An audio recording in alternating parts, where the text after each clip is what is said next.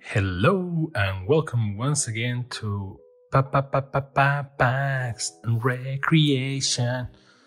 The show where every episode has a different intro that plagiarizes something, same as the name of the channel. So today, and after somewhat of a pause, we're opening a Phyrexia All Will Be One Set Booster Box. After some consideration and mathematics, this is kind of the best balance between value and awesomeness. Draft is better for play, obviously, and collectors boosters are certainly a thing. So, you know, I always like the set boosters. This is like the main character booster, kind of. It's like everything else is customizations. Also, as you can see, everything improves thanks to Phyrexia, and so did my hands. So now with this type of gloves, which actually look better like this than this, whatever, bear with me. Now I will be able to actually grasp on stuff. So, yay! Okay, so let's go. Let's see what's up.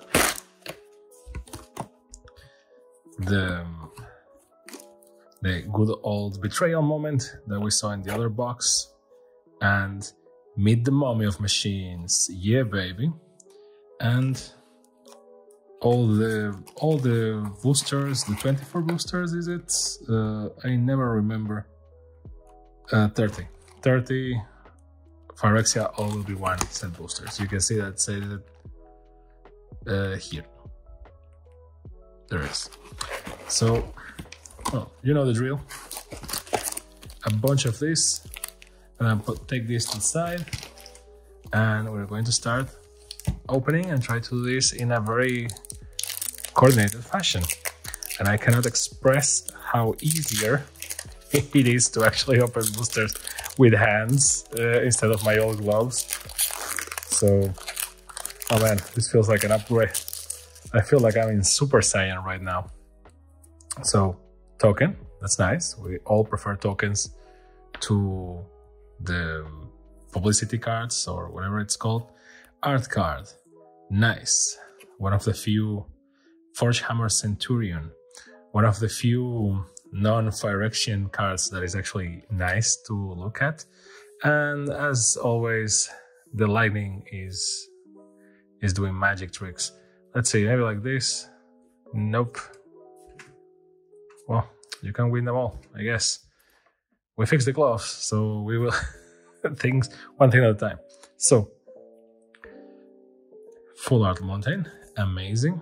So let's put lens here, and let's see. Infectious Inquiry, Ichor-Speed Basilisk. This is actually kind of a sleeper card. I've been dealing with a lot of these on Magic Arena or Arena, depending on if you want to say it right or wrong, I guess. Gulping Scrap Trap, love this art. Actually, I mean, this is like a recurrent topic in my videos. You can tell that I really like the art of the cards, and I just gush over them for 40 minutes for a video that mathematically should take only like 15 maybe, but bear with me. We all love the game, right? Viral Spawning, Fit the Infection, All Blacks, which Bite Belly Rat in the Phyrexian art style, same as Bladed Ambassador, Forest White. And there was a video that launched recently by a very good YouTuber called, let me maybe zoom out a little bit, called Ristic Studies. I mean, he doesn't need my shoutouts. He is a god at making Magic the Gathering videos. And okay, maybe like this we have more wiggle room in the camera.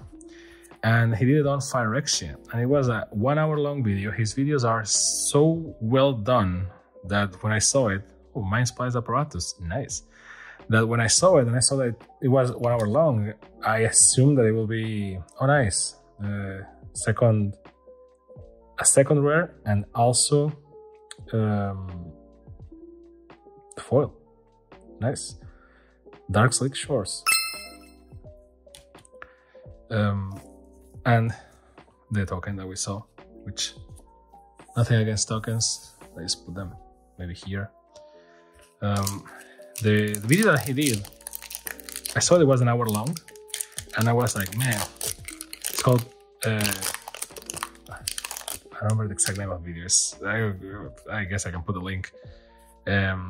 Nice, this is the green dominoes, right? Exactly. Zopandril Hunger Dominus. Amazing.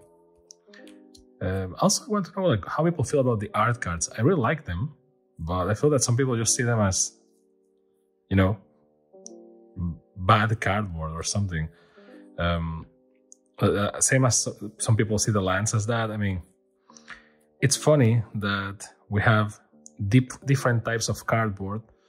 Well, I mean, the value of the things is determined by the perception that we have of them. So obviously this is all the same paper basically, but this one has a nicer drawing and this one has a better text on it, and this is more scarce, so that raises the value. So, you know, basic market stuff. But I feel that the lands and the art cards get a lot of, like, maybe hate is a strong word, but they get like a lot of, well, hate.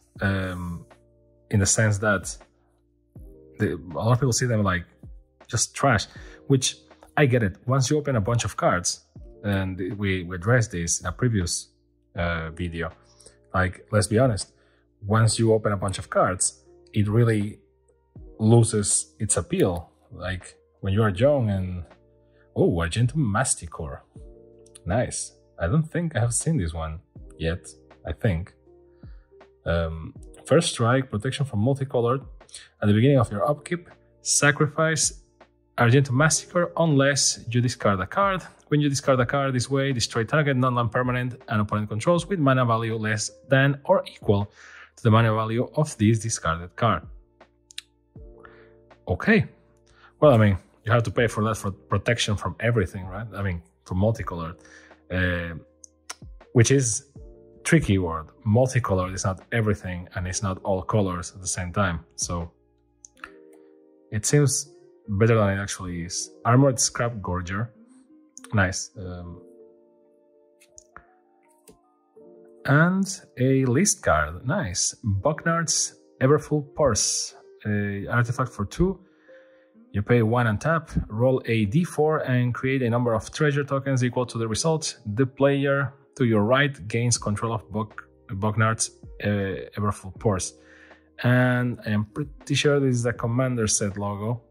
And I mean, it makes sense because the player to your right. So this seems like this is a commander card.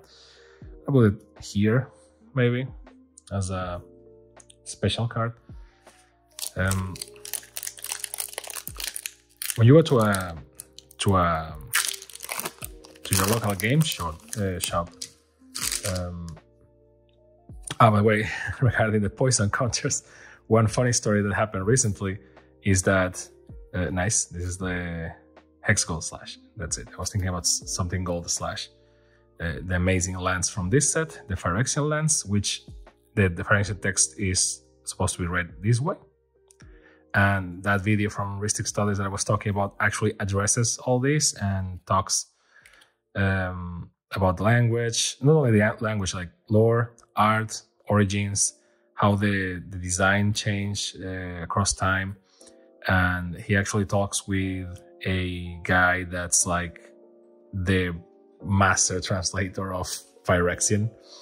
But he's a fan. He doesn't work for Wizards or anything.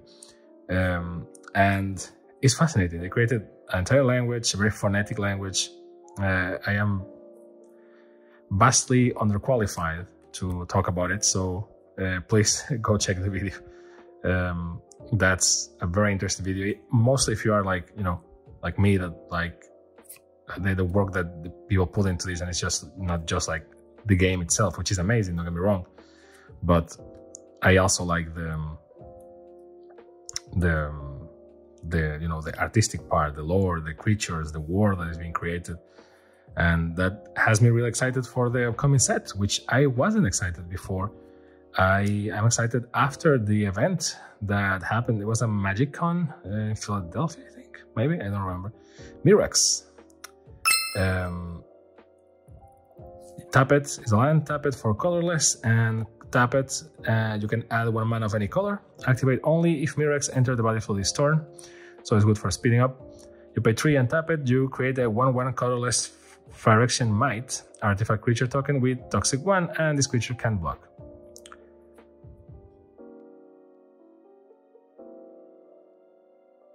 And a Silvok Battle Chair, which, what a chair, also in foil. So, and the poison counters. The story about the poison counters is that in one of the previous videos, the one that I unboxed the commander decks for Phyrexia, all will be one, I said something along the lines of, well, you know, because one of the decks, the Phyrexian deck, came with a bunch of poison counters. It came with 4. And I said something along the lines of, I mean, why do I need so many poison counters? Because I just need 1, and then I just put the die on top of it.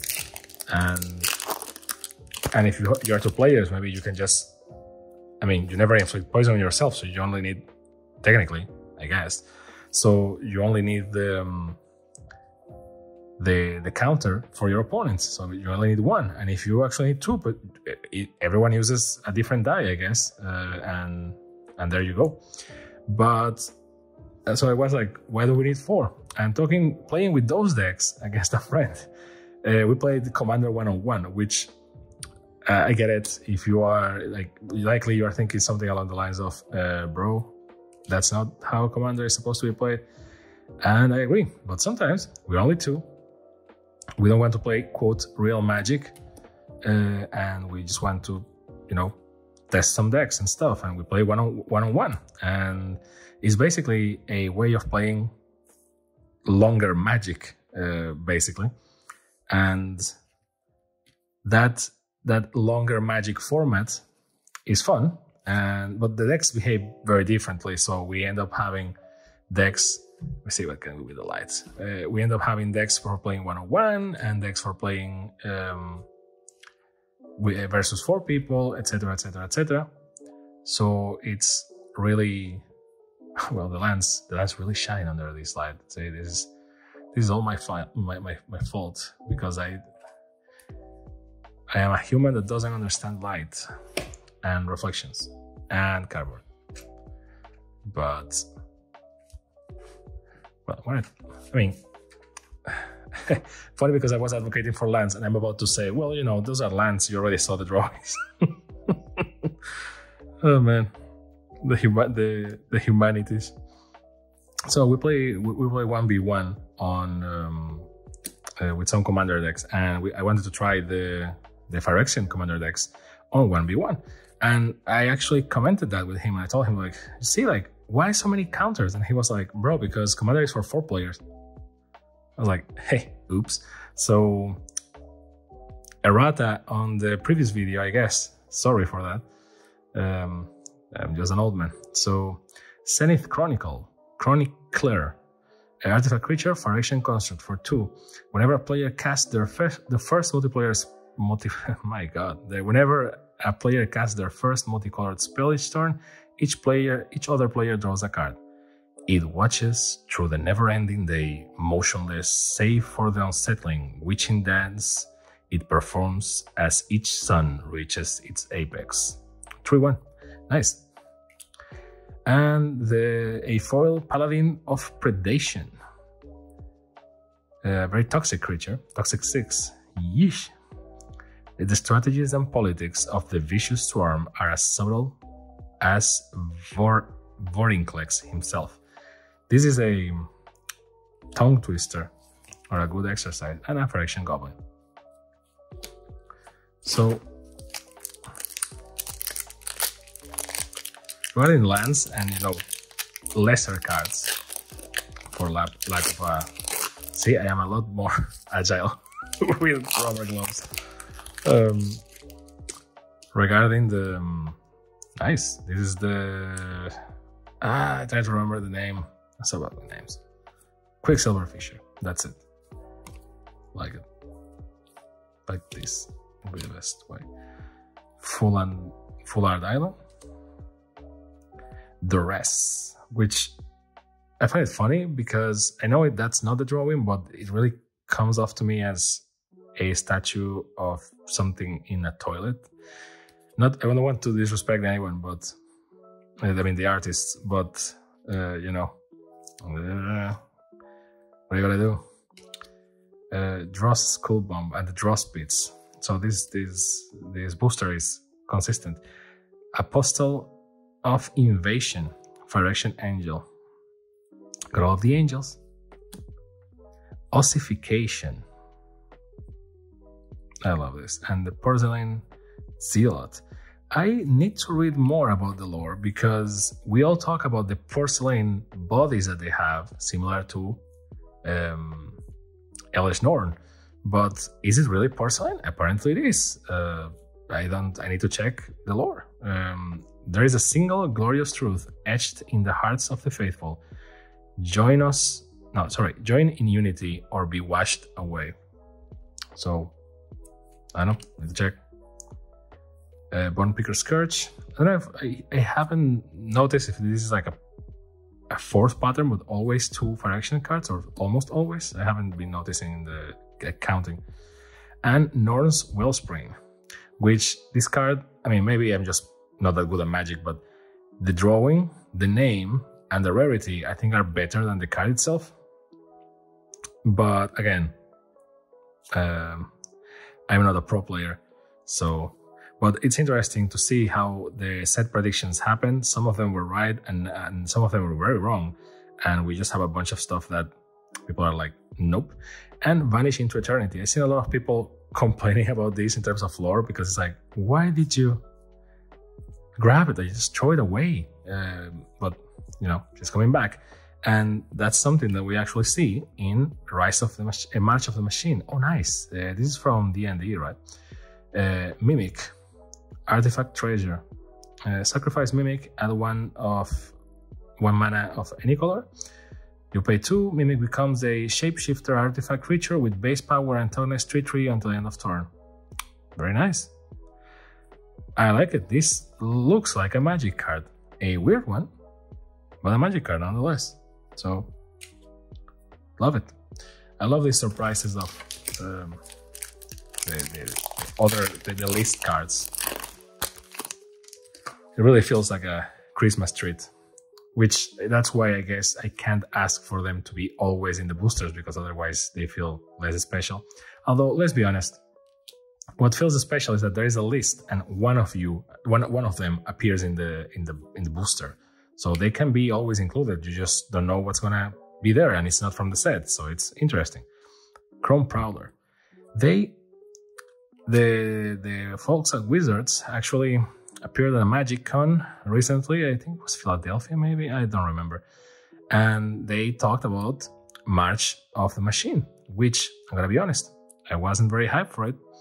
And I also wasn't, you know, like super excited. Phyrexia Angel, nice. Anyways, change hands for the focus. I wasn't the Fair Basilica. Everything is very white color religious in this booster. Hexagold Halberd, which is hexagons, the bestagons. In the Magic Con, they talked about the upcoming set, and that's March of the Machine. I wasn't very excited for it because the name is kind of and the color and the logo of the set is very meh as well, at least for me. Like, it looks like an Avengers cover, which, nothing against Avengers, I guess, but this is Magic. I mean, have some pride, come on. All will be one, nice. This is another that, like, I like the card a lot more than it's actually, like, quote, useful. but I like it a lot. So all will be 1. 3 and 2 red. Enchantment. Whenever you put 1 or more counters on a permanent or player, all will be 1 deals that much damage to target opponent, creature, and opponent controls, or planeswalker and opponent controls. The invention. This is the problem of trying to shift voices. The invasion tree broke through the blind eternities and sent Phyrexia perfection coursing across the multiverse. And this is why being a voice actor is not a job that anyone can do. This is actually very difficult. I am not a voice actor, disclaimer. Minor misstep. I like this card a lot, and the art as well. Although it feels very old school Japanese for some reason, that type of art. Then it feels magic, or even old school magic. But interesting nonetheless. And join the community with a rebel, which is kind of an ugly. The Mirans, I think, is the term for the people of. I mean, look at this booster. Look at this logo. Everything is very nice. Now go online and look at the Rise of March of the Machine ones. They don't feel. I wasn't feeling it. Then they talked about it in the conference, and now I'm kind of feeling it, but because of the wrong reasons. Tekuthal Increase Dominus. Nice. Why I say the wrong reasons? Well, because they just hyped me up with designs and lore and stuff like that. So basically, this set has been all about being, going to new Phyrexia and, attacking their house or their home plane by planeswalkers. Which, let's be honest, if you see the lore, they weren't a very organized group or anything. That was kind of a shitty attack, to be honest. Like, what plan was there? And okay, maybe they are not like trained soldiers or anything, but everything was like very bad. I will be even mad if it wasn't because, this is quote necessary, but Wizards is basically replicating the structure of the height of the Marvel Cinematic Universe. They have been hyping this event and building it for God knows how many years, like 2 or 3, I guess, which is a lot less than the MCU. But Magic the Gathering is older and has years and years of history and stories, so everything has been building up to it. I love the Sun's Twilight cards. This is the black one, where once there was complacence, Shieldred brought ambition, and soon the will of Yawgmoth reigned. Monument inscription. Love it.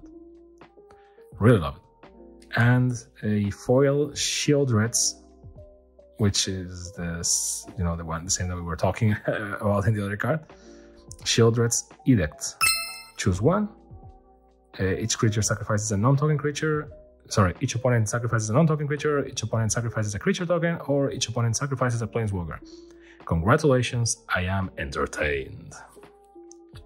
And the Magic minigame cards that I really like these things. I find them very funny, and it's just cool things that you can do because if you're opening boosters. So they have been recreating these. I actually like the fact that the Phyrexians have been appearing on other sets. You have very random and sporadic Phyrexian apparitions, and it wasn't very subtle because they have the Phyrexian creature type. This is the Drivnut Carnage Dominus. Amazing. And because of that, you can see that you knew that something was coming. Like why there are a bunch of Phyrexians all over the place, and some planeswalkers are different, or Ajani was different, etc. So you see all that, and you're like, man, something's coming, and finally we go to new Phyrexia, and everything is, a lot more beautiful because it's Phyrexian beautiful, and everything is upscaled as well. So the whole situation is this is basically Avengers Infinity War. So we do the offensive, we lost, half of the planeswalkers are dead with a snap. In this case, they are as dead as the Avengers were, because, oh no, the Avengers vanished into dust. Oh my god, what are we gonna do? And for the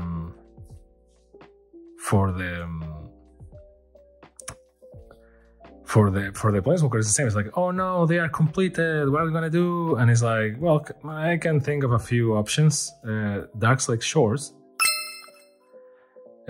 For example, someone will invent a process to de-Phyrexionise, and that will be very reasonable. Or we had Teferi, and since Teferi is literally a time wizard,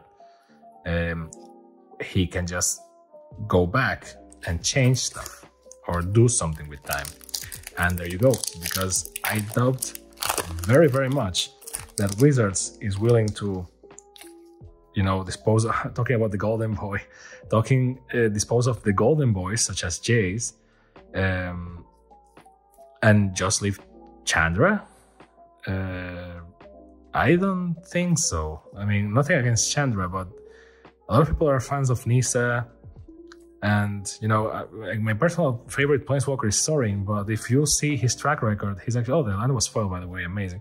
If you see his track records, Sorin is kind of a bad individual, period. Like, he always loses or doesn't do anything. I like it because of design. It was the first planeswalker I pulled, and it's from Innistrad, which is my favorite plane so far.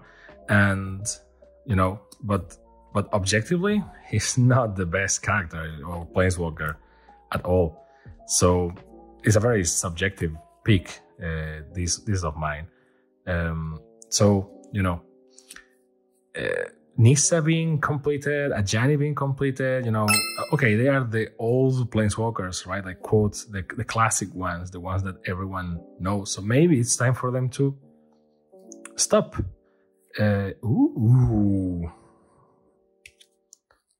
Right when I say stop, yeah, baby, Atraxa Grand Unifier. I got her in the pre-release, the normal version. I was very hyped. She's very good for Commander, not so much for Draft, so I didn't use her in the pre-release. But, oh baby, I didn't know that she had a version, like a full art Phyrexian thing version. This looks very nice. Oh man, nice. Legendary creature, Phyrexian Angel, costs 3, 1 green, 1 white, 1 blue, 1 red, 1 black, no red, and Flying, Vigilance, Death Touch, Lifelink, 7/7, and when Atraxa Grand Unifier enters the battlefield, reveal the top 10 cards of your library. For each card type, you may put a card of that type from among the revealed cards into your hand. Put the rest on the bottom of the library in a random order. So, very, very nice. And now I have proper gloves. So what do you do with cards like this, even though this is not foil? Well, there's the only one thing that you do with cards like this when you get them. You sleeve them. Either you sleeve them with a normal sleeve, or you double sleeve them, as the professor taught me, for extra security. I just use the... See, I can actually manipulate stuff now. This is, I mean, we take things for granted a lot in our lives, and like having actual useful fingers to manipulate cards is something that I cannot stress enough. So, right, see, like, just leave it, and there you go. And technically, yes, just leave it like this. So from the top, from bottom to top, so that then when you actually want to put it on a sleeve, you just do it like this, and everything works. I normally don't use the sleeves for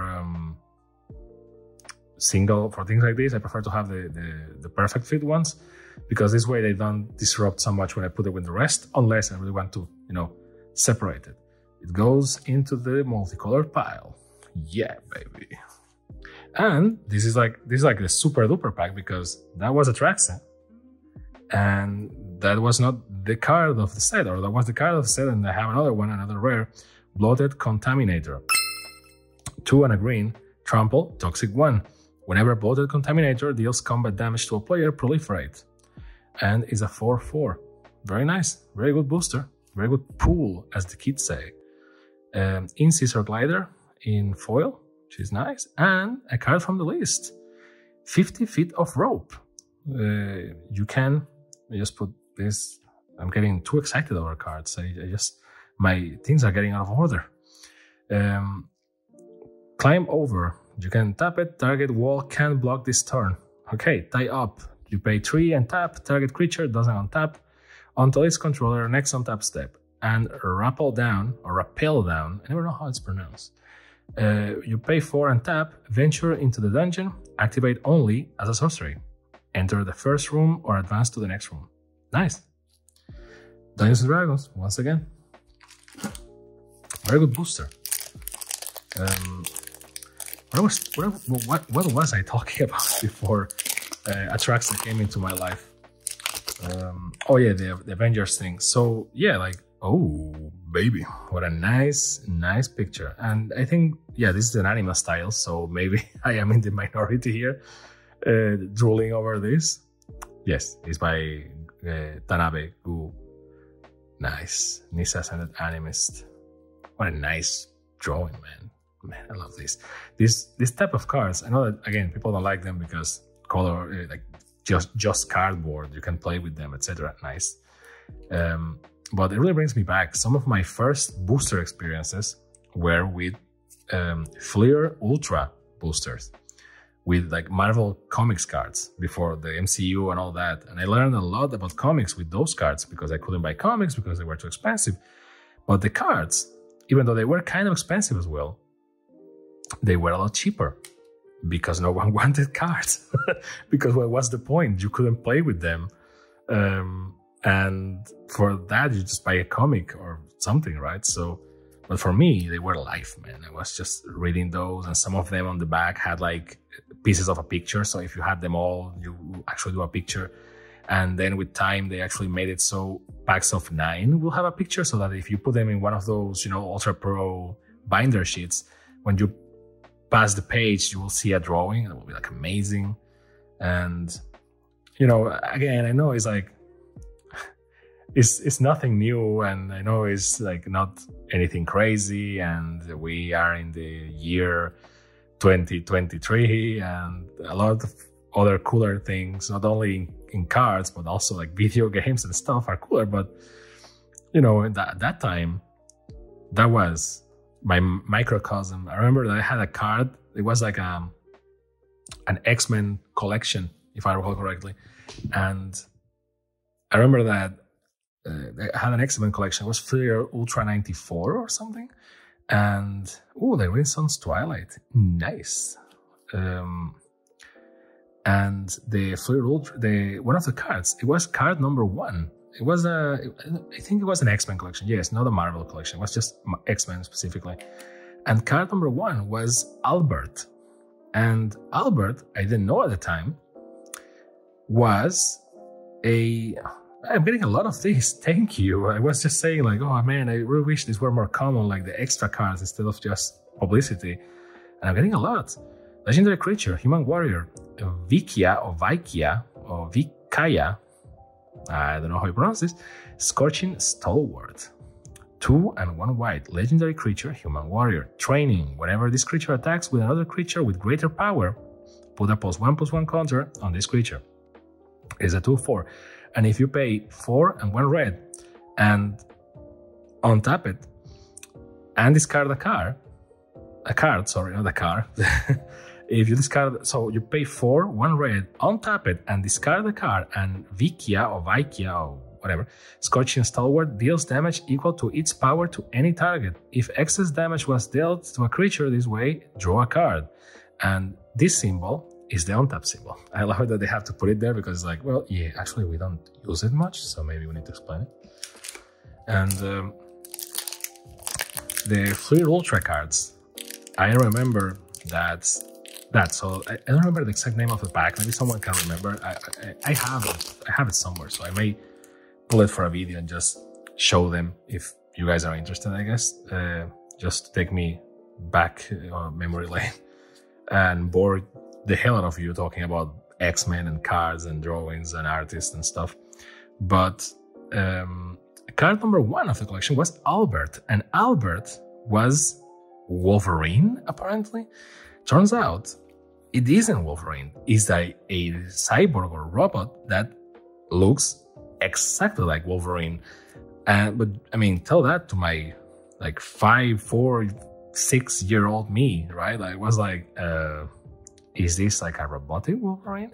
And because Wolverine was and is my favorite superhero, so you can like, I wanted cards of Wolverine. that was the only thing I wanted. Same as my policy for buying comics back in the day was saving all the money that I could. And when I finally had money to buy a comic, since, you know, no internet and I wasn't, you know, the person that knows more about comics at all, I literally saved all the money that I could, and I went to the comic store. It wasn't actually a comic store, it was a store that had toys, and then they had a section with comics in English, which were cheaper because, I mean, they were in English. It wasn't like the main language. And I remember, oh nice, Kaya Intangible Slayer. I remember this was the first weird card that I pulled in the pre-release, and since I started opening stuff for Phyrexia, I was like, man, this is amazing, and the cool art and stuff, etc. And I like the card. I actually used it in the pre-release, and I built my deck around this, so white and black. But the card, I mean, is very circumstantial, and what I did is not the best option. Hey, oh wow, yeah, Glissa Sunslayer. Also, and the Phyrexia style, nice. Which, you know, you have Glissa Sunseeker and Glissa the Betrayer, and now this one, legendary creature, Phyrexia Zombie Elf, first strike and death touch. 3/3 for 1 black and 1 green. Whenever a Glissa Sunslayer deals combat damage to a player, choose 1. You draw a card and you lose 1 life, destroy a target enchantment, or remove up to 3 counters from target permanent. Very, very nice. Oh man, Phyrexia. Okay, 2 rares with weird art. Because these are the art slots, so I just got very lucky. That's what happened with the tracks in the other pack. Okay, now I get it. This is mathematics and probability. And Phyrexia Obliterator. 4 black. Creature, Phyrexia Horror. Trample. Whenever a source deals damage to Phyrexia Obliterator, that source's controller sacrifices that many permanents. Show me what Norn psychopaths are hiding under all that pretty porcelain. Apparently, it is porcelain, so I stand corrected. And not, you know, like, not a bad card at all, but a very humble Sky Scythe Engulfer after all this madness. Info. Nice. And another card. Oh my god, it's like Christmas. I just get very happy over the cardboard. Sorry. Venser Shaper Savant. Which, his face looks very much like Garrock's face. Or mask, sorry, the mask, not the face. Huh. This is just me, I'm sure. They don't have anything to do with each other, but interesting.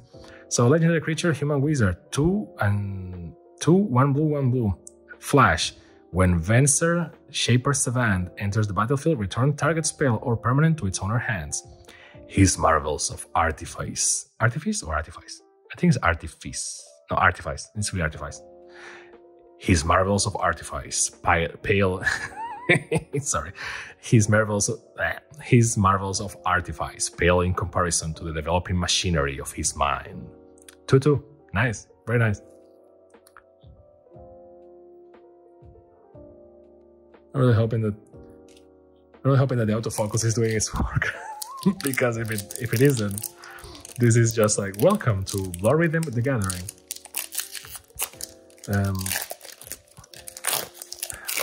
What was I saying? Oh yeah, so I just saved money for comics. When I went to the shop, I bought any comic that had Wolverine in its cover. Which I know is not the best buying strategy. This is what the Mere Convert. I don't remember. I think I saw this card, but maybe not in this style. And that led me to a lot of Wolverine comics and a lot of X-Men comics and some weird stuff as well. But I like it. So when I got the Albert card, which I promise I will do a video about that in the future, I was just like, man, this is like a robot Wolverine. But my limited understanding of Wolverine led me to believe that maybe it was his skeleton because, well, you know, his skeleton is adamantium after all, so it's a metal skeleton. So it made sense. And turns out, no, I was just very, very wrong. Albert's apparently a robot that's made in the image of Wolverine. I really need to, like, I'm 100% gonna like do a video on that. Like, I'm sorry. I mean, those are cards, right? Maybe it's not, and you know, I'm not popping packs or cracking packs, as the cool kids say, but it's still a cardboard, right? That's our common interest, I hope. Canker Bloom. This thing on Magic Arena, I have tales about fighting against this. Ooh, Kinzu of the Bleak Coven. 4 and 1 black, legendary creature, Phyrexia Vampire. Flying. Whenever another non-token creature you control dies, you may pay 2 life and exile it. If you do, create a token that's a copy of that creature, except it's 1/1 and has Toxic 1. Interesting and very, very nice. Oh, nice. Copperline Gorge. Enter tapped, and you can get 1 color or another. Whoa! The colors and the image got me by surprise. Cinder Slash Ravager. 4, 1 red and 1 green. Phyrexia Warrior. This spell costs 1 less to cast for each permanent you control with oil counters on it. Vigilance. When Cinder Slash Ravager enters the battlefield, it deals 1 damage to each creature your opponent controls. 5/5. And join the community. Yes, you need to. Phyrexia might. So, back to March of the Machine. So, they showed a bunch of cool cards. I like what they are doing. My wallet doesn't, though. And this is the Godzilla card, which is not Godzilla, but in my head canon it is. Capricious Hellraiser by Kekai Kotaki. Oh, Kekai Kotaki. So you still have Phyrexian cards because they are invading other planes, so that makes sense. But the big difference this time is that they are invading, you know, they're invading other planes. So you have cards that are kind of broken. They show that Jingitaxias, that seemed like kind of too powerful. Please don't make this into Yu-Gi-Oh! Please, I like Yu-Gi-Oh! But then it got very crazy with power levels. And then you have the Resistance, or the Resistance, and the Resistance is from all planes over the multiverse, right? So what is what can they do to fight against the Phyrexians if the Planeswalkers lost? Well, let's be honest. We have this notion about Planeswalkers, like the Planeswalkers are like, yeah, man, let's go. But they are not even the best cards in the deck sometimes. Like, you have some Planeswalkers that are actually very, very broken, but not all of them. And in terms of story, yes, they are powerful, but they are not more powerful than some of the things in the planes. I mean, they are certainly not more powerful than the Eldrazi, as we all know. So, Monumental Corruption. This is from the Commander decks. Nice. And Geth, Thane of Contracts. Nice. Other creatures you control get -1/-1. 1 black, and tap it. Return target creature card from your graveyard to the battlefield. It gains. If this creature will leave the battlefield, exile it instead of putting it anywhere else. Activate it only as a sorcery. It costs 1, and black is a 3/4, and the flavor text says, "It seems someone forgot to read the fine print." Nice. And Whisper of the Dross. And a Phyrexia Goblin token. So the Planeswalkers are not like a guaranteed success. They are not in any set. I mean, this set, for example, has like 10 Planeswalkers or something like that. It doesn't mean that they are the best cards, and they are not the most expensive cards, and they're not even the coolest cards. So take that for a ride. Atraxas Skitterfang. It has pets. It has an angel. Atraxa has it all. It's like the Barbie of this set. So what is the thing? They are invading every plane. They show that Heliod, Sun God from Theros, which is a plane that I like a lot, and I like a lot the constellation treatment that plane got in the Beyond Death, is being converted as well. And everyone was like, what the? And they explained that the reason, or the way they converted it, is by converting their followers. If enough followers are converted and they're starting to believe that Heliod is a Phyrexian, he becomes a Phyrexian, which is a very interesting concept, and just shows that nothing is out of bounds. Like everything can be Phyrexianized, and makes it more scary, which is also fantastic for the for lore, for the sake of lore. And they showed that, for example, the response from the good guys, because let's be honest, as I said when we reviewed these cards for the first time, Raya Ivor or Rhea Ivor, I don't know, Bane of the Bladehold, 2, 1 white, 1 black. This is actually a very good card, and maybe a very good commander, I'm guessing. So the response from the good guys is team up cards, which are like Thalia and the frog horror monster that I don't remember the name, from Innistrad, and characters that normally hate each other. They are together, and their cards are like a mix between the 2 card effects. Like you have a Vampire Conquistador with a dinosaur from Ixalan. I love it how I say Conquistador, just because I'm speaking in English, because it should be Conquistador, and that's it. But that way you understand me easily, or at least I hope. This is I never remember the names. This is the lady that's immune to the oil. Melira, yeah, the living cure. Nice. So those cards look very nice, and the whole mechanic of like this set is basically all the planes at the same time. So everything goes, and it's like a fan favorites, and it won't have as many planeswalkers apparently. And they didn't confirm the number, but they did say that it wouldn't be as much. So the set looks very promising and very interesting. And just when I was like, okay, I mean, this is like a greatest hits, it's like the end of a saga, and then we're going to like roll it all back with the fairy or something. Then they announced that the cards will come with different treatments and borders according to the plane they are from, like the alternate cards.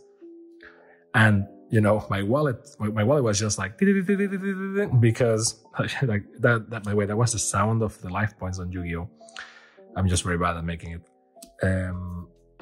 Because it looks amazing. Like the initial ones have like this gothic thing around it. The excellent ones have like the copper tin effect. The Dominaria ones have like the glass effect, and the Vindictive Flamestoker. Nice. What other effects there were? The excellent one is like a doublon, like a golden coin, from ancient times, stamped with the 2 faces of the 2 creatures. It just looks very nice.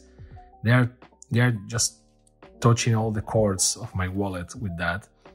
I worry a little bit about the gameplay because it does seem like a scale up in all regards. So I don't know. Oh, nice. In terms of collection, it seems that there will be a lot of versions, a lot of variants, a lot of effects and things. So we need to look up for it and see, and just pick the ones that interest you, like the singles or the cards that really resonate to you, or be it like visually or mechanically for the decks that you want to build. Because, oops, it was a mistake. Because, yeah, it's not going to be cheap. It's too many cards with too many cool effects and treatments. And I mean, it's not out yet, and my wallet is my wallet gently weeps. So let's see. Something very interesting is that there is like a mini set that is called March of the Machine: The Aftermath. That is, well, the aftermath of what happened after the multiversal battle, and is a 50 card set that thematically, mechanically, and obviously in terms of lore is telling what happened afterwards. They only showed one card, which according to them is the less spoily one, although it was a spoily, that basically shows the funeral of two characters. I don't want to say which ones in case you don't want to, you don't want to be spoiled, but those 50 cards apparently are like, okay, these are the consequences. This is what happened because of it. Red Sun's Twilight. Yes, I like the Twilights. Sorry. And in the video that I did to present the set, where they talk about the Twilight sculptures and how each of them has a different approach to the sun that they are supposed to, I love it. I love that type of interesting, smart design, both visually and mechanically. Ichor Plate Golem. Nice, Phyrexia Golem. And the Dominarios, which is like dominoes, but with magic cards. So far, I mean, the cards are not that bad. Like, we are not, like, so far, like, we're halfway there, and the video is already like an hour long. I'm so bad at this. And we had a very, very good booster. Oh, the Mummy of Machines. These are great. Elishnorn, Mother of Machines. But overall, like, we're okay. But that one booster was like Super Saiyan 3, like everything in a single moment, and you get taken back because of that. So the 50 card set of the Aftermath basically, apparently, will come in 5 card boosters.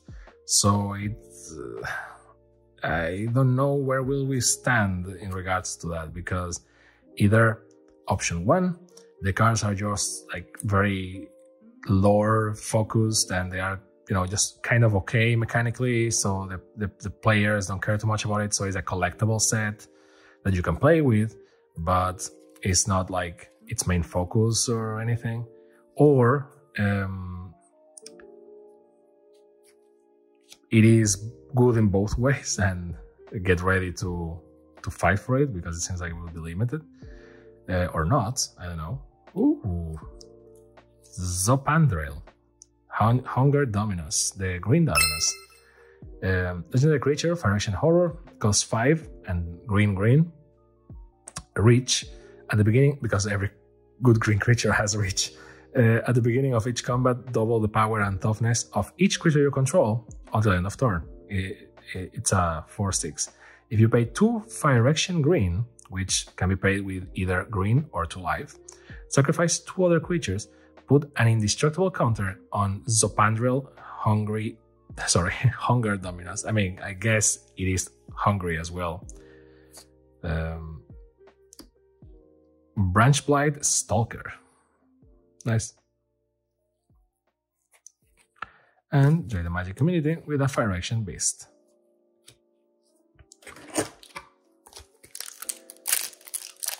Also, one thing that they show that is like, I don't know, to me it's a mix between I am excited because obviously they showed all the booster types and all the things that you can imagine. And which is the same, like there are 5 booster types. You have the Jumpstart, the Set Booster, Draft Booster, Collector's Booster, Mamma Mia Booster, like you have everything. And they also showed that there are Commander decks coming. And we all love those Commander decks. So I was very interested to see like what were the themes mechanically and the colors and everything. And technically, we knew that it was supposed to be the 5-deck Commander decks. And the 5-deck Commander decks are the quote good ones. I mean, not that they are not good, but more or less, but normally the one that has 5 is like the main set, which is what happened when Commander was yearly, more or less, right? So everyone was excited for it. And turns out that it's like, okay, you have 5. They are very different between them, both in colors and themes and type of creatures that are there, and they have some unique cards and etc. Canker Bloom again. And the news is that they will include 10 Plane Chase cards. Now, I know about Plane Chase. This card looks like a villain from the Power Rangers, or even a Kamen Rider. It's kind of the Filigree Silex, the thing that Elspeth is not supposed to take, and the Vivisurgence Insight. And welcome to Arena. Be the best player in the room. This is the type of card that I don't like, unless this will have like a code or something for you to play on Arena. I don't know. That is worthless cardboard.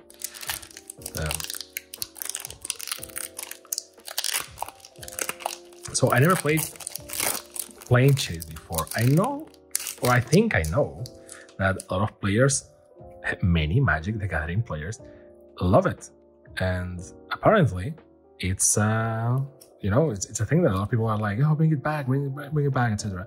So it comes with 10 Plane Chase cards. 5 are new. 5 are reprints. 4 are new, and 1 is a event card or something. It's a different word. It's not event. It's like situation. It's not situation. It's like, I don't remember the word, but basically it's like 5 Plane Chase new and 5 reprints. I'm excited for it because it's like, well, let's see. But at the same time, man, this feels like a shower of products, because they showed all that, and it's like, well, you have all the booster types, and then you have the 5 Commander decks, and the Commander decks are 5 Commander decks, and you have the Plane Chase cards, so you don't want to miss that. And you're like, oh my god, bro, like, I mean, I don't need to own HK. What's up? Maybe Cheese Goria, Forge Tyrant, 6 and 3 red. So 6 red. I don't think this is in any Commander deck. I don't remember seeing it. Maybe I missed it. Maybe the card, I haven't read the card, so maybe the card is not good. But you see those numbers up there, and this color, and you're like, oh baby. And then you read it, and you're like, okay, I guess it's okay. So, Affinity for Artifacts. This spell costs 1 less to cast for each artifact you control. Has flying and haste. Whenever Cheese Goria, I really hope it's pronounced differently, like Cheese Goria or Cheese Goria. I don't know, because it really sounds like it's made of cheese and it's gory. I don't know. Forge Tyrant attacks, exile the top 5 cards of your library. You may cast an artifact spell from among them this turn. If you do, it has affinity for artifacts. Nice. Very, very nice. Another Commander card, Mirage Mockery. Nice, 2 and 1 blue. Choose one. Create a token that's a copy of target artifact creature you control. Create a token that's a copy of target non-artifact creature you control. Entwine for 2 and 1 blue. Choose both if you pay the entwine cost. So you pay twice, basically. Oh, nice. Hey, this is a very nice coincidence. Like, this is we got this Planeswalker, Koth, Fire of Resistance. which is very nice. And the art card in this booster was called Fire of Resistance. You can make this up. I mean, you can. But this looks like it was preordained. So he is a modest planeswalker. Search your library for a basic mountain, reveal it, put it into your hand, then shuffle. It gets you +2 loyalty. He has 4 by default. -3 Koth, Fire of Resistance, deals damage to target creature equal to the number of mountains you control. And for -7, you get an emblem with whenever a mountain enters the battlefield under your control, this emblem deals 4 damage to any target. So I'm assuming this is very good for Commander and his affinity with mountains, which, you know, and both cards are red. So again, very thematically good booster. And Mandible Justiciar. And Secret Blade with a Phyrexian Might. So, yeah, this is the podcast, the pack opening channel / podcast where the conversation goes normally until a good card appears, and then it's like everything goes down the drain. Mondrak, Glory Dominus. So yeah, you have a bunch of products in that, and you're like, okay, I guess I can pick what I want, right? Although those commander decks really look interesting and that stuff, but you know, just quoting the guys from Wizards of the Coast, literally, just grab the things that resonate with you. You are not obligated to buy everything, which, thank you, but tell that to the collector inside of me and my OCD. So you have all that product, and the very next day they announced Commander Legends, and then they show all the sets and contents of the Lord of the Rings set, which actually looks very nice and very interesting. I had zero hope for the Lord of the Rings set, and I'm kind of excited because I'm not the biggest fan of Lord of the Rings. And after, 2 cards were leaked. One was Frodo, one version of Frodo at least, and the other was Gollum. But it wasn't like the Gollum that everyone knows. It's more like the Gollum from the Hobbit. So it's the one that is kind of not quite there yet.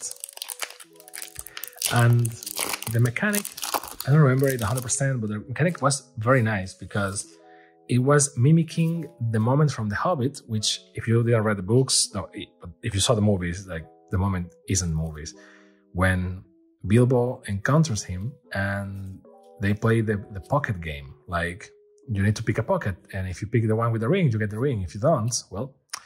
And they replicated that in the game mechanics, which I sat there for a minute thinking, thank you, for once, thank you. Because they do it, like, for example, the toxic mechanic and the oil mechanic. I mean, even though oil is kind of just a counter, but toxic really feels aggressive and really feels, toxic. So it really replicates the whole Phyrexian thing, which is like a burned land invasion attack. It's just like, go forward, burn everything, toxic everything, convert everything to Phyrexia, etc. So that makes sense. And I like it. And in this set, like in that card for Gollum is, I don't remember the effect 100%, but it was something like you grab a card, the next card that you grab, the opponent needs to guess if it's a land or a non-land. If the opponent guesses right, then Gollum gets removed from the battlefield. If they don't, then it gets stronger or something like that.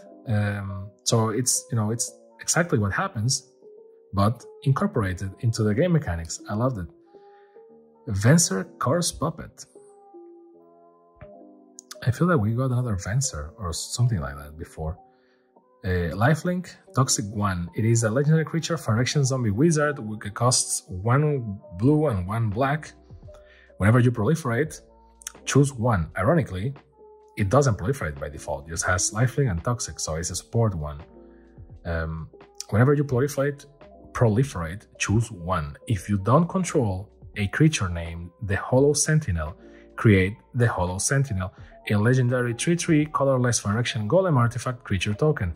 That's quite a mouthful. Or target artifact creature you control gains flying and lifelink until the end of turn. This is a good commander. Or so I think, because I'm not like a super ninja strategist. Leonine Lightbringer. Sorry, white goes here. And the Phyrexian Might that we saw. The Frodo card that was leaked is for when Frodo is running with the ring at the beginning, I think.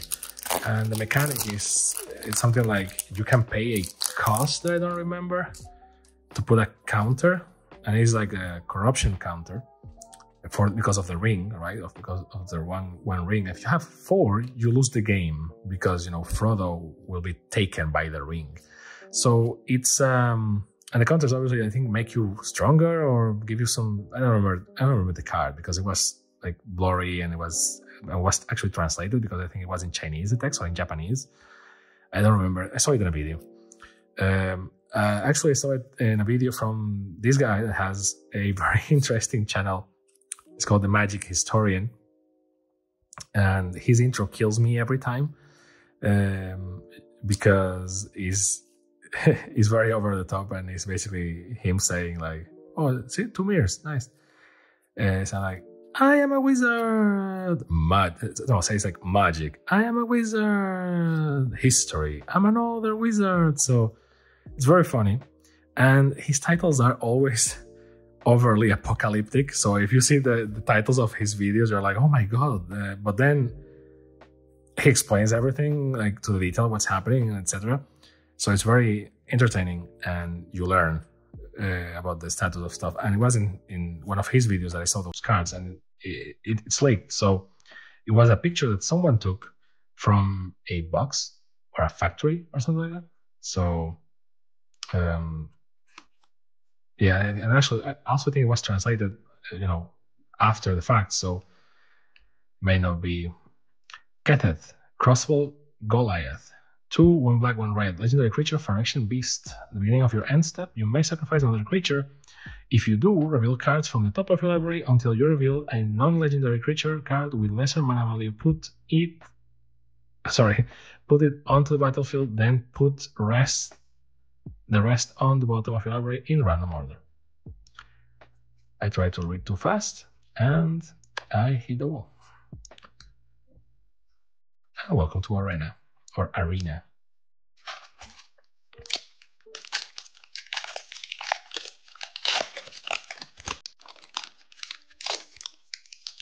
By the way, the complete bundles are coming.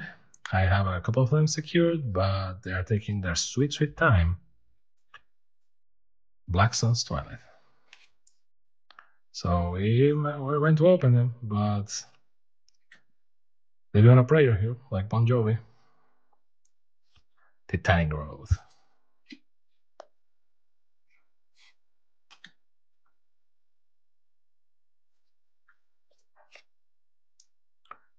Visible. You can tell the video has been going for quite a long time. My hope is that these videos, I mean, let's be honest, you can speed run these things if I don't talk as much, or I don't stop to appreciate every card and show it to you and talk about random stuff. But my hope is that these videos are some sort of, you know, mix between a ASMR podcast or something and an unboxing channel. And maybe you have me on one screen or like on the corner of your screen and you see the cards and you just actually stop to look if you're interested, or when I say, oh my God, look at this card or something like that. But I just want to have a good time and show cards to people. The Seed Core. Nice. Anoint with Affliction. And a Rebel token. So we are... Okay, there's still some left. I may want to speed this up for the sake of our relationship. Testament Bearer.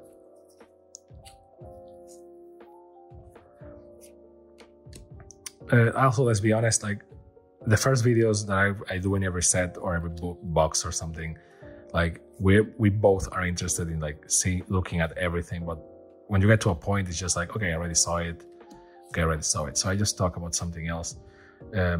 Right now, no other topics come to mind, but they will appear for sure. Molten Rebuke, Troller Drake. Nice. I haven't seen this one. I don't remember it at least. It's fine. It's fun to see how everyone goes towards the same mechanics and decks, so you can really see where the meta is. So that's why it's called the meta. And in some time from now, some person remembers a card and no one thinks that it was useful and makes it useful and makes magic with it. Haha, get it? Izuri, Stalker of Spheres. When Izuri, Stalker of Spheres, enters the battlefield, you may pay 3. If you do, proliferate twice. Whenever you proliferate, draw a card. And he's very Phyrexionized by now. 2, 1 green, 1 blue. Phyrexian, Elf Warrior, 3/3. Ah, my old friends, have you decided at the last to stop clinging to the past and join me in the grand pursuit of perfection? Everyone is crazy in New Phyrexia. I love it. Which really takes me to Wizards and Hasbro. I mean, Hasbro there is a Dungeons & Dragons movie that I think has already come out or is coming out. Doesn't really interest me much. It looks like a high-budget Hollywood version or person trying to do, the Mirage Mockery or Mirage Mockery. The name is not coming to me. You know the roll to. Oh damn! I forgot the name. But you know the streaming of people playing Dungeons & Dragons. There are 2 that are very big. I can't remember the names right now. Maybe I can put it in the screen later. But Critical Role maybe, and the other is I forgot. I'm so bad with this type of thing. But basically, the movie looks like a high budget version of that. Higher budget version of that, and like the Hollywood version of that. So it doesn't really ring me, and it has a bunch of big names on it and all that, but I just don't. By the way, just quick thing, because I love these coincidences. Tamiyo's Immobilizer, or Tamiyo's logbook, sorry, and then Thrumming Bird with Tamiyo here. And it's a shame that maybe the Planeswalker in this deck, in this booster, is Tamiyo, but no, she's in Kamigawa, not here. Mirror Convert, and that's basically like, it doesn't interest me because it doesn't ring. Like, it feels very artificial, the entire movie. At the same time, anyway, this card is a thing in playing against other people. At the same time, online, I don't know. I mean, Hasbro apparently is being lifted by Magic. They are really pushing for that Magic money, and we are enduring it. But the good faith is running out, apparently. And I mean, I certainly feel overwhelmed by how much stuff comes out, and I'm a simple person. I like to play the game. I like to play Magic the Gathering with my friends. I'm not very much of a tournament person, but I like to play the game with my friends and having a good time. And besides playing and like doing deck building and all that, because I really like the deck building aspect, the one thing that I like a lot is collecting them and just, the lore, the art, and like these numbers that are here that no one gives much about them. I really care about this because this is what makes it easier for me to collect them, like and order them in the the set order, because it's a collectible card game, right? So I like it a lot, and like to me, it's like, I just want one copy of each, and I put them all in a binder. It's like I have Phyrexia will be one, and I play with them still. But when I'm done with those cards, or I don't use it anymore, I just put them back in the binder and have one copy of each. That's my thing. Some people have 4 copies of each when they are like good cards to have a playset. I don't go that far. I mean, for some cards, yes, I have a playset, but I don't have a playset of the entire set. I mean, one can dream, but it seems excessive. And overall, the community is kind of stressing these difficulties. A lot of people that I've been talking with, they've been saying that they don't feel as interested in Magic as they once were. So, and I can understand that. So we are certainly, Throne, nice. This is nice. Again, this is like a Japanese style, right? Exactly. Fujisawa, Throne, Breaker of Silence. Very, very nice.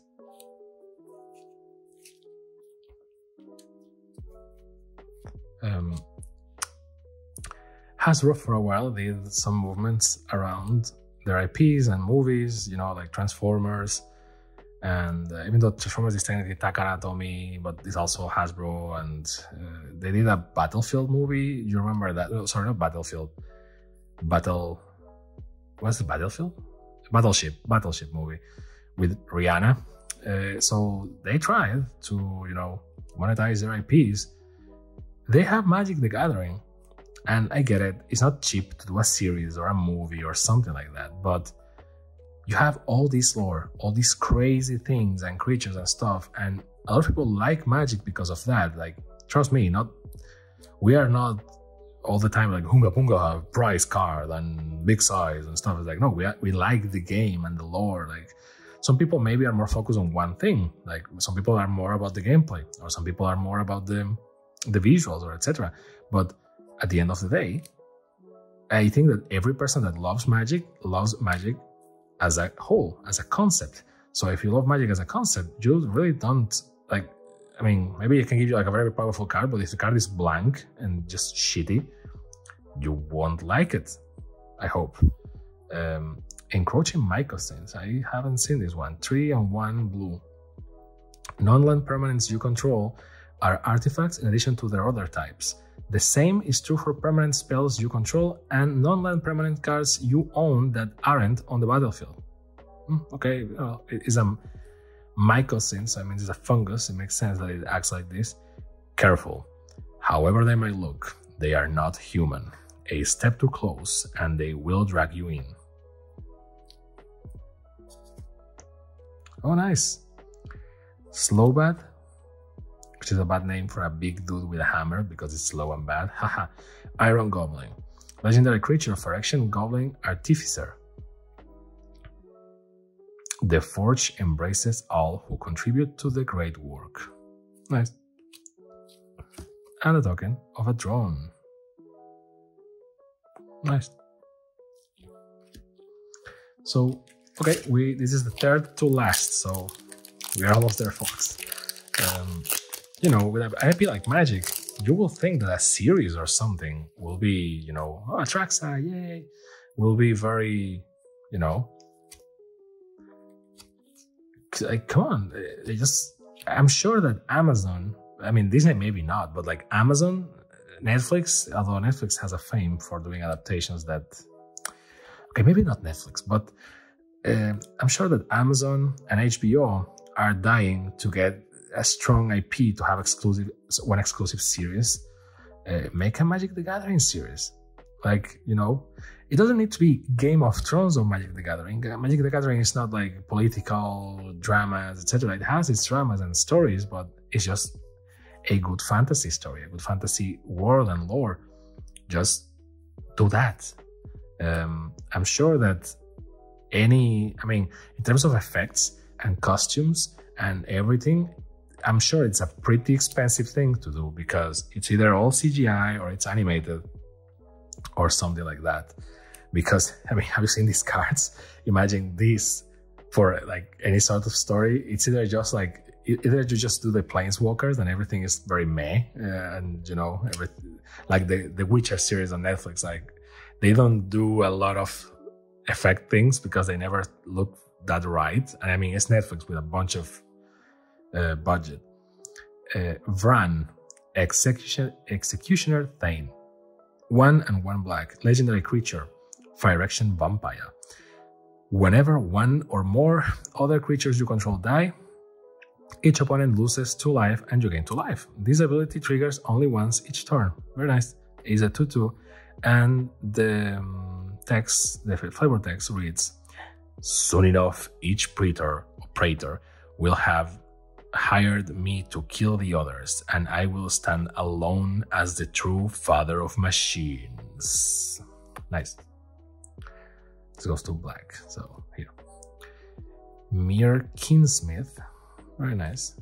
And a list card in retro frame, nice. Yavimaya Barbarian. 1 red and 1 green. Creature, barbarian elf, protection from blue. Hehe. Not all elves.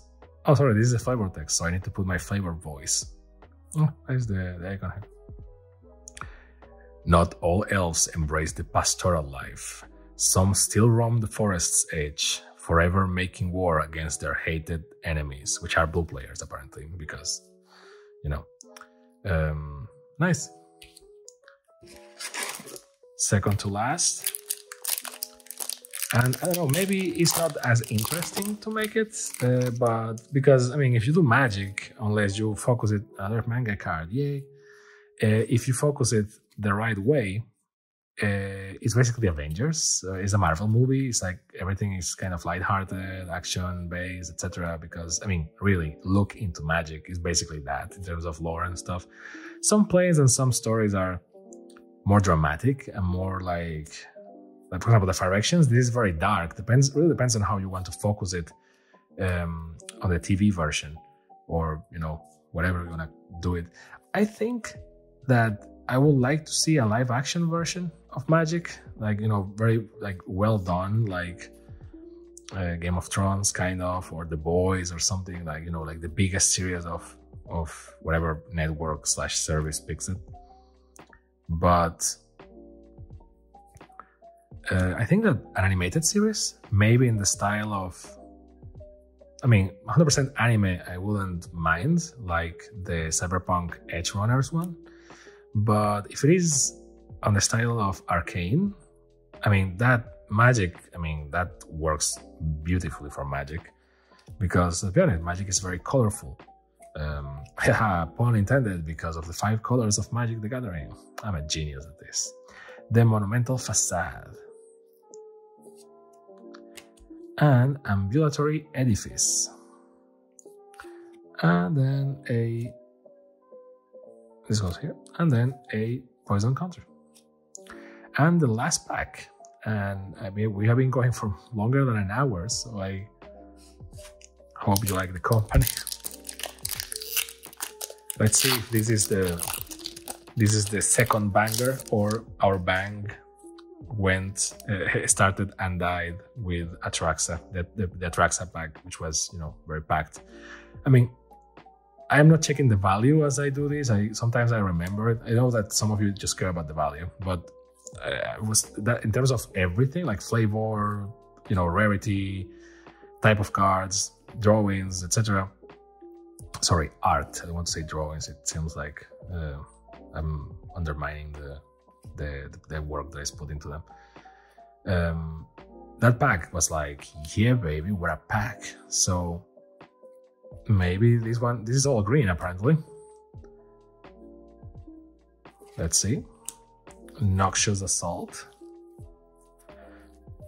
I know that also this takes longer because I look at them and I show them all. I know that some people just go to the ones that they care, the rare ones, because to a point all of them start repeating, right? So no point in trying to make it a thing. So Bone Picker Scourge, so 1 slot. I don't know how many things I say in this. God knows that. Thank you for the art being nice, because I'm sick of seeing the same drawing so many times. Ooh. Icormoon or Icormoon Gauntlet. 2 and 1 blue. Planeswalkers you control have 0 proliferate and -12. Take an extra turn after this one. Whenever you cast a non-creature spell, choose a counter on target permanent, put an additional counter of that kind on that permanent, which is basically proliferate. It's an artifact and costs 2 and 1 blue. And that was the last banger of the video, apparently. Although I love these arts and I never get sick of it. And the last card is a list card, Game Plan. 5 and 1 blue. Sorcery. Assist. Another player can pay up to 5 of these spells cost. Each player shuffles their hand and graveyard into their library, then draw 7 cards. Exile Game Plan. Plan for victory or prepare for defeat. And with a nice flavor text, win this. So, overall, I think that this was a good box. It wasn't like the worst of boxes. It was a good box. I haven't checked like the value, I don't know, like in terms of monetary value. We had a bunch of list cards, which to me, that was like the biggest surprise. Sometimes even more than the mythics on the set, because the mythics, I know what I want to get and what I'm expecting. But these ones, I'm like, oh man, look at this. Oh man, look at that. Man, look at this. You know, like this really surprised me. In terms of art, we got the greatest, some of the greatest art here, like Phyrexia. I love this card. It's even signed. I mean, the signature is here. It's not really signed. I mean, I hope it was signed, but you get what I'm saying. And what was the other? I mean, the Mummy of Machines. I know that you don't care about these because these are worthless technically. Nisa, I love this art. We got Daddy apparently because everyone likes Jace, and you know, and we got a couple of good cards. Obviously, I think that everyone agrees that maybe it's not the most valuable, but the biggest hitter in this box is none other than the Phyrexia Grand Unifier. So she is, or it, I don't know, is the, I think it comes from Elish Norn, I think, if I recall correctly. So this will be the daughter of machines, or the auntie of machines, or something like that. I don't know, but great card. And it came same together with this. I don't remember when it came. Well, I mean, you can roll back the video. It was very nice. This was very good. Let's see what the totals are and like put it on the screen maybe. Thank you very much for spending this amount of time with me, and you know, just looking at Magic cards and talking about the game and a lot of other funny memories and stuff. Let me know if there is something that you want to see, or being open, maybe not even Magic. I will try to open other games because I play them all kind of. So, you know, let's see what comes there. Maybe stuff that are not even cards even, or some weird unboxings. I don't know. I'm just chilling, and I want you to also chill and maybe just ask some questions, provide some topics, and we can just have a, you know, asynchronous relationship about the topics that you want me to cover over this, or know my opinion on, I don't know. So once again, this has been Packs and Recreation. Thank you very much. Have a nice one. Bye.